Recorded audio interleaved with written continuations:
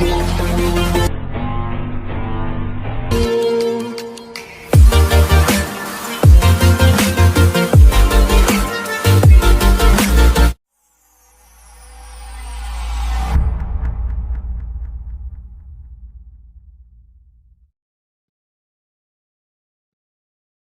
everyone, welcome to my channel Step Up with Accounts, and we are going to start with the new book, third book, and the chapter first, Financial Statements of Companies. Chapter topic आपका इसमें balance sheet है और statement of profit and loss account है।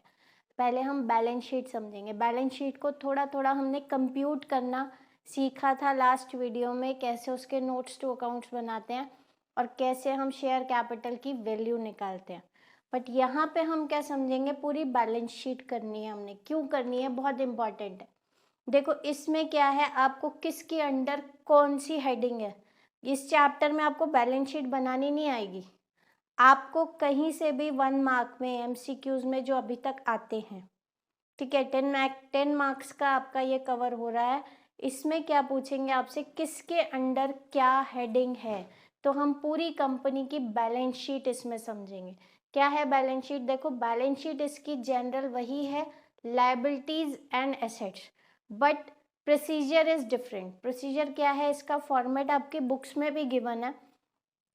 इसमें क्या है procedure, आपका liabilities का कॉलम ऊपर बनता है और ये जो मैंने एसेट्स का आपका बनाया है ये इसके नीचे आता है, ठीक है। इसको हम ऐसे लेफ्ट राइट नहीं बनाएंगे, इसको एक ही सीक्वेंस में फॉलो करेंगे। As I am not having that much space, तो मैंने इसको यहाँ पे साइड में लिखा है, तो आपने इसको नीचे ही फॉलो करना है। यहाँ हमने क्या समझना है कि बैलेंस शीट में कैसे क्या चीज़ रिकॉर्ड होती है और इसका प्रॉपर फॉर्मेट क्या है। देखो सबसे पहला फॉर्मेट क्या है, सबसे पहले हमें बैलेंस शीट किसकी बननी है वो लिखना है। Balance sheet of whosoever balance sheet you are preparing as at date. देखो 1 अप्रैल टू 31 मार्च आपका अकाउंटिंग पीरियड होता है, तो आपकी बैलेंस शीट हमेशा एंडिंग पीरियड 31 मार्च पे ही बनती है। Year it would be given to you, नहीं गिवन है तो आप इसको एज इट इज, जैसे मैंने डैश डैश डैश डाला वैसे ही डालेंगे। देन पर्टिकुलर्स नोट, जब हमने इशू ऑफ शेयर्स किए थे तो मैंने आपको एक नोट्स टू अकाउंट्स बताया था कि नोट नंबर डालेंगे हम। शेयर कैपिटल की वैल्यू निकाली तो पहला फर्स्ट नोट नंबर है you'll write and then you'll write the value. Then reserve and surplus also you have calculated. But अब इसमें हम पूरी बैलेंस शीट करेंगे। क्यों करेंगे, क्योंकि हमें अब क्वेश्चन यहाँ पे ऐसा आएगा कि आपको गिवन है कैपिटल रिजर्व कहाँ आता है बैलेंस शीट में, where did you record capital reserve. तो वो कैपिटल रिजर्व आपका रिजर्व एंड सरप्लस में under the head, main head is equity and liability, under the head share holder funds, then under reserve and surplus. Reserve and surplus में आपका जाएगा capital reserve. तो ये चीज़ें आपको इसमें इस टाइप से क्वेश्चंस आएंगे, तो वो आपने समझना। देखो सबसे पहला क्या आपका मेन हेडिंग आएगी, इक्विटी एंड लायबिलिटीज, जहां आपने सबसे पहले कैलकुलेट करना है share holder funds.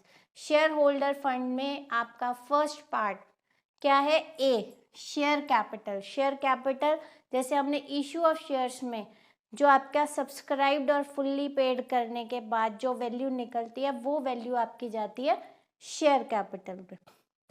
Then reserve and surplus. Reserve and surplus में there are number of items. Capital reserve हो गया आपका, सिक्योरिटी प्रीमियम रिजर्व हो गया, तो ये सारी चीज़ें आपका डिबेंचर रिजर्व हो गया, रिडम्पशन रिजर्व हो गया, ये सारे रिजर्व कहाँ जाएंगे, रिजर्व एंड सरप्लस में। आपको ये पॉइंट्स गिवन होंगे तो आपने बताना है। Simple. Next is money received against share warrant. As per हमने इसको कंप्यूट नहीं करना, ये आपके सिलेबस में नहीं है, लेकिन हमने रिप्रेजेंट करने के लिए आ सकता है। बैलेंस शीट में ये शो होता है, लेकिन आपको कंप्यूट नहीं करना, जैसे आपने शेयर कैपिटल की वैल्यू कंप्यूट करी, रिजर्व एंड सरप्लस की कंप्यूट करी, तो आपने नहीं करना, बट हाँ बैलेंस शीट देखनी है। बैलेंस शीट आपकी एज अकॉर्डिंग बहुत छोटी सी है, जितनी बड़ी ये लग रही है उतनी नहीं है। मेन पॉइंट्स इसके यही हैं, ये आपका नहीं आता, सिलेबस में नहीं है, तो हमें बनाना नहीं है, इसको कंप्यूट नहीं करना। नेक्स्ट आता है first is equity and liability, under that first is share holder fund. Second आता है आपका share application money pending allotment. ये क्या पॉइंट है, ये पॉइंट ये क्या है, ये भी आपके सिलेबस में नहीं है, बट छोटा सा इसको समझो। शेयर एप्लीकेशन मनी रिसीव हो गया, मीन्स आप एंड ऑफ द ईयर आप कंप्यूट कर रहे हो बैलेंस शीट, तो बैलेंस शीट कंप्यूट करने से पहले आपका एप्लीकेशन मनी रिसीव हो गया, लेकिन अलॉटमेंट की due date after end of the year है, तो हम उसको मेंशन करते हैं share application money pending allotment. This is not in your syllabus, तो हम इसको नहीं लेंगे, बट हाँ समझना है कि ये चीज़ होती क्या है। ये चीज़ ये होती है कि आपने शेयर एप्लीकेशन मनी रिसीव कर लिया, लेकिन इसका जो अलॉटमेंट पेंडिंग डेट है वो ड्यू है after your balance sheet date, तो इसलिए हम इसको यहाँ पे सेकेंड पॉइंट में लिखते हैं, जो कि आपने कंप्यूट करके नहीं दिखाना। Third is non current liabilities. Non current liabilities आपको सबको पता है, ये आप बहुत अच्छे से कर चुके हो। Current liabilities, non current liabilities क्या क्या होता है। सी लॉन्ग टर्म बोरिंग्स, जो आपके लॉन्ग टर्म लोन्स हैं, लॉन्ग टर्म बोरिंग्स हैं 1 ईयर से ज़्यादा, वो आपके आते हैं लॉन्ग टर्म बोरिंग्स में। बॉन्ड्स आ गए, डिबेंचर्स आ गए, या आपके लॉन्ग टर्म बोरिंग्स में।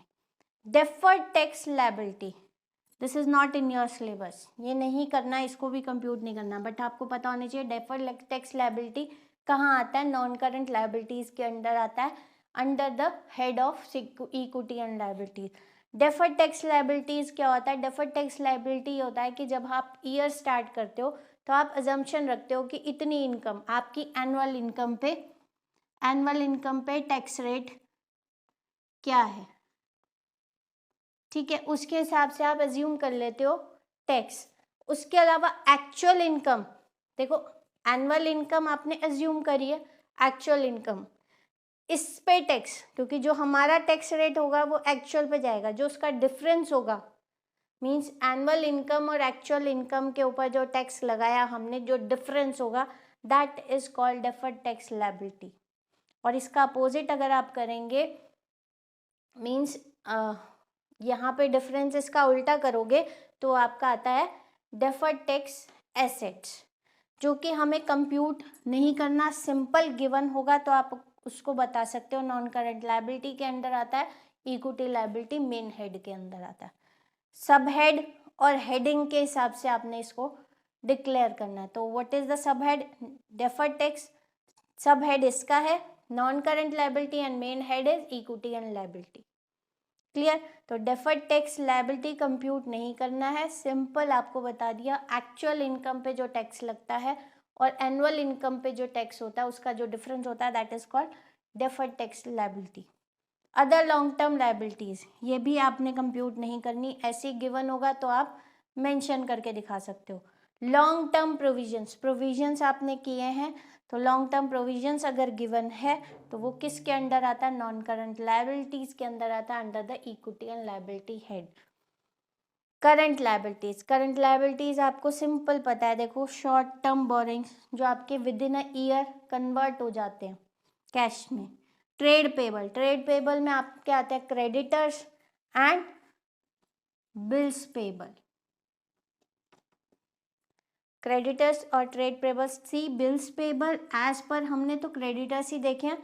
बिल्स पेबल जब आपका अदर देन कैश काइंड में आप जब शेयर इशू करते हो तब आता है बिल्स पेबल का ऑप्शन। तो बिल्स पेबल जहां आपकी एसेट और लायबिलिटीज टेक फॉरवर्ड होती हैं तब आप बिल्स पेबल का आता है, अदरवाइज आपका क्रेडिटर्स आता है। तो ट्रेड पेबल आपको पता है क्या होता है, बिल्स पेबल गिवन है या क्रेडिटर्स गिवन है, वो ट्रेड पेबल्स है under the heading current liability and under the main head equity and liability. Short term provisions आपको नॉर्मली गिवन होंगे तो आपने सिर्फ बताना है किसके अंडर है।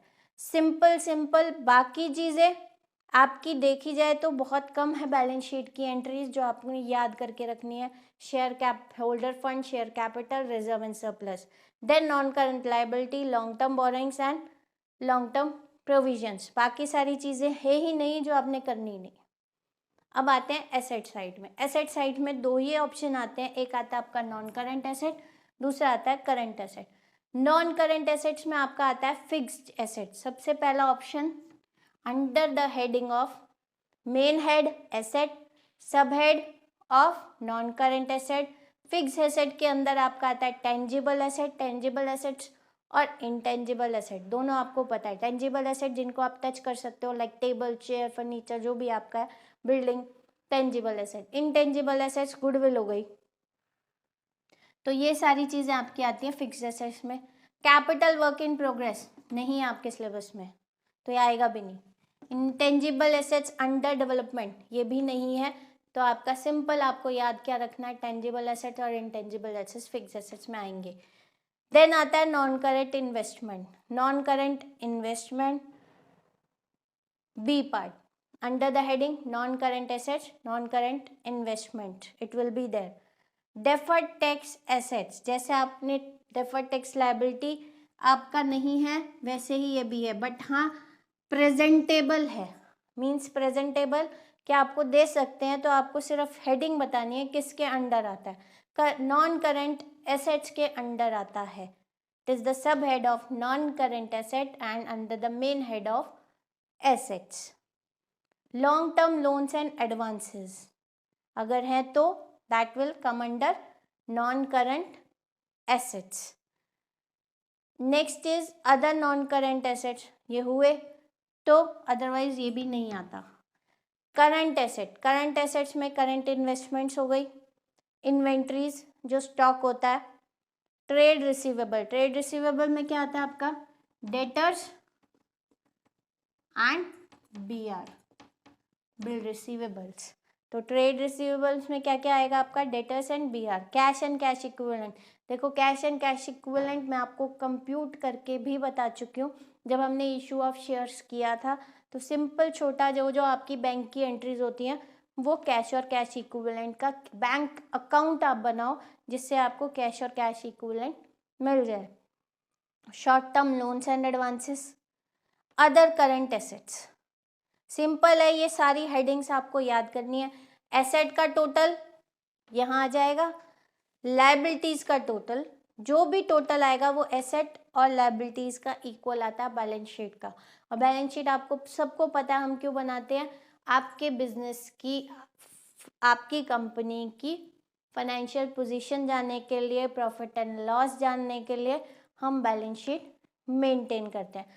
पर इस बुक में आपका फर्स्ट चैप्टर में हमें क्वेश्चंस ज़्यादातर 1 नंबर के आने हैं। वो 1 नंबर के क्वेश्चंस यही पूछे जाएंगे कि किस हेडिंग में, कौन से नेचर में, किस हेडिंग में क्या आइटम इंक्लूड होगी। तो इसके लिए आपको ये बैलेंस शीट और इनके बीच में जैसे रिजर्व एंड सरप्लस में 5-6 पॉइंट्स है जो इंक्लूड होते हैं।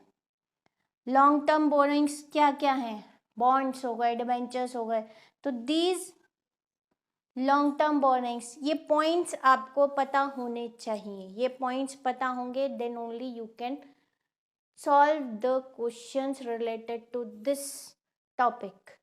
सो आपने इसके बैलेंस शीट को समझ के अच्छे से करना है, लर्न करने ये पॉइंट्स। 1 बार 2 बार करोगे तो आराम से याद हो जाएंगे, कोई टेंशन नहीं, इतना कुछ भी मुश्किल नहीं है इसमें। कुछ चीज़ें तो है ही नहीं, तो उससे आपकी बैलेंस शीट वैसे ही बहुत छोटी हो गई। तो हम जो चीज़ें नहीं हैं उसको याद कर ले, लेकिन वो प्रेजेंटेबल फॉर्म में है तो बैलेंस शीट में आपको पता होनी चाहिए, पूछ सकते हैं।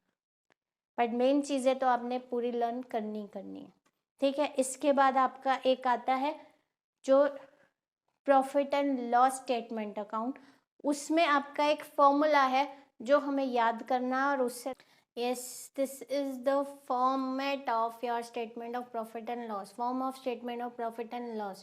देखो इसमें क्या करेंगे, यहाँ से आपको मिलता है profit before tax and profit after tax. आपको क्वेश्चन में यही पूछेंगे कि आपको कुछ आइटम्स गिवन होंगी, and then you have to calculate compute the profit after tax. तो आपको ये सारी चीज़ें गिवन होंगी, you are suppose to put in the formula. ये पूरा एक फॉर्मूला है जो आपने पुट करना है और उससे आपने प्रॉफिट आफ्टर टैक्स निकालना है। क्या है? सबसे पहला है revenue from operation. Revenue from operation कैसे निकलता है?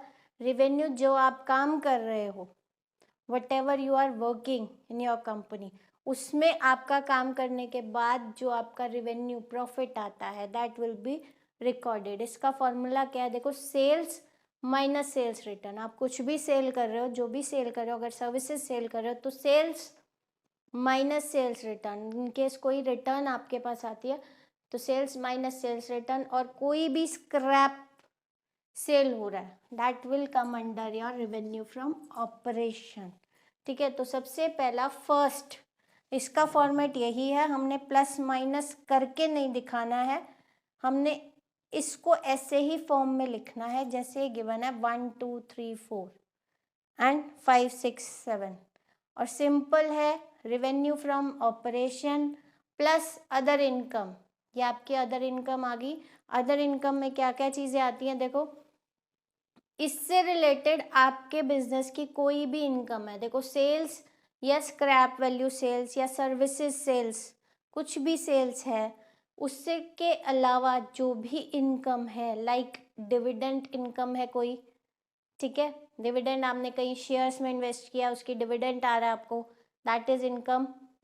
रेंट रिसीव हो रहा है किसी बिल्डिंग का, कहीं का भी, that is your other income other than your operations. Gain of sale of investment, कहीं आपने इन्वेस्ट किया उसको सेल कर दिया तो gain on sale of investment. Discount मिला किसी चीज़ पे, that is also an income. कोई काम किया तो उस पर कमीशन मिला, दैट ऑल्सो इज और other income. Transfer fees. Profit on sale of fix asset, कोई भी फिक्स एसेट आपका बिक गया तो उस पर प्रॉफिट हो गया, that is also your other income. Sale of miscellaneous. Miscellaneous कैसे है कि आप न्यूज़पेपर कलेक्ट करते हो, न्यूज़पेपर जब आप बेचते हो तो वो आपको कुछ तो प्राइस देता है, that is also come under other income. Refund of income tax, income tax का रिफंड आपके पास आ गया, that will be treated as other income. Fees receive from arranging loans, कोई आपने लोन अरेंज किया है तो उससे रिलेटेड आपको फीस मिली है, means what ever main operations other than your operation, whatever you are receiving, gaining, getting profit, that will come under other income। तो other income plus revenue, total आपका profit क्या हुआ? टोटल रेवेन्यू हो गया revenue from operation plus other income. First and second को plus करेंगे, you will get total revenue first and second, so you will get and right here, then we have to record the expenses। जो भी आपके business के expenses है, चाहे वो छोटा है चाहे वो बड़ा है।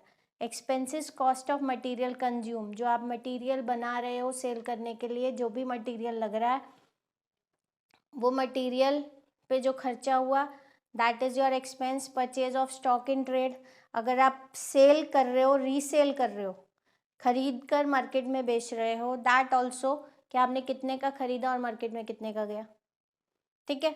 तो purchase of stock in trade. Changes in inventories of finish good, finish goods में कन्वर्ट करने के लिए जो आपके खर्चा लगा इन्वेंट्रीज को, स्टॉक को, जो आपके रॉ मटेरियल को आपने फिनिश गुड्स में कन्वर्ट किया तो उस पर आपने कुछ एक्सपेंसेस लगाए होंगे, that will come under expenses. Work in progress and stock in trade.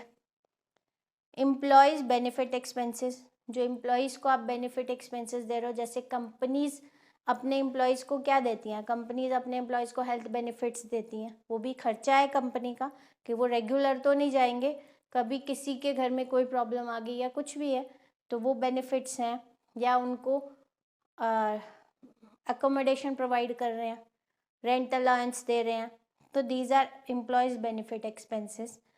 Finance cost, depreciation और एमोटाइजेशन एक्सपेंसेस, आपके फिक्स एसेट्स पे जो भी डेप्रिसिएशन या एमोटाइजेशन एक्सपेंसेस हैं that will come under expenses और अदर एक्सपेंसेस। तो आपने सारे एक्सपेंसेस लिख लिए, then you will make the total of all the expenses, only the total of expenses. आपने इस पूरे कॉलम का, क्योंकि you have different items, generally you will get cost of material consume, few items you will get out of this, पर आपको ये सारी पता होंगी, तो then only you can identify these are the expenses.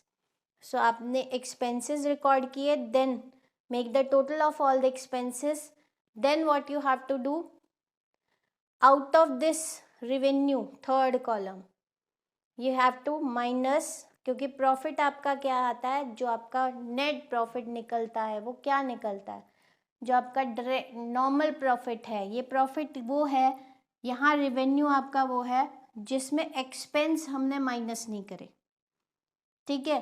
तो रेवेन्यू फ्रॉम ऑपरेशन और other income, total revenues वो हैं कि जो आप में एक्सपेंस छोड़ के आपने प्रॉफिट कमाया, बट हमें एक्सपेंस भी तो माइनस करने हैं, तो एक्सपेंस माइनस करने के बाद एक्चुअल प्रॉफिट निकलता है, प्रॉफिट बिफोर टैक्स।